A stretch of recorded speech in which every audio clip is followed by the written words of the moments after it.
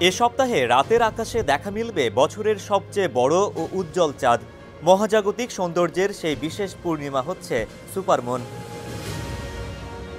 ২০২৫ সালের তিনটি পরপর সুপারমুনের মধ্যে দ্বিতীয়টি দেখা যাবে আজ রাতে। এদিন যুক্তরাজ্যে উদযাপিত হবে ঐতিহ্যবাহী বনফায়ার নাইট।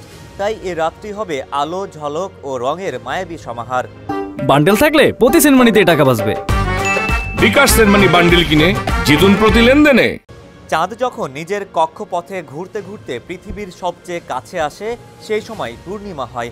আর ওই সময় চাঁদ সাধারণ মানুষের তুলনায় অনেক বড় আর ঝলমলে দেখায়। ফলে এ সপ্তাহের রাতগুলো হবে একটু বেশি আলো ঝলমলে ও মোহনীয়।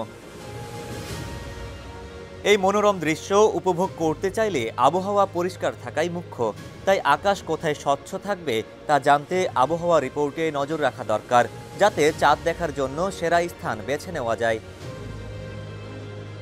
চাঁদ পৃথিবীকে একদম বৃত্তাকার পথে আবর্তন করে না। চাঁদের কক্ষপথ কিছুটা ডিম্বাকৃতি বা উপবৃত্তাকার। সে কারণে কখনো চাঁদ পৃথিবীর কাছাকাছি আসে, আবার কখনো দূরে সরে যায়। চাঁদ যদি পূর্ণিমার সময় পৃথিবীর সবচেয়ে কাছে থাকে বা পেরিজির ৯০% কাছাকাছি থাকে, তাকে বলে সুপারমুন। পৃথিবীর কাছে আসার কারণে পূর্ণিমার চাঁদ বড় ও উজ্জ্বল দেখায়। নভেম্বরের এই সুপারমুনকে বলা হচ্ছে বিভার মুন। বহু শতাব্দী ধরে বিভিন্ন সংস্কৃতি, বিশেষত উত্তর আমেরিকার আদিবাসী গোত্র ও প্রাচীন ইউরোপীয়দের মধ্যে এ নামের ব্যবহার রয়েছে।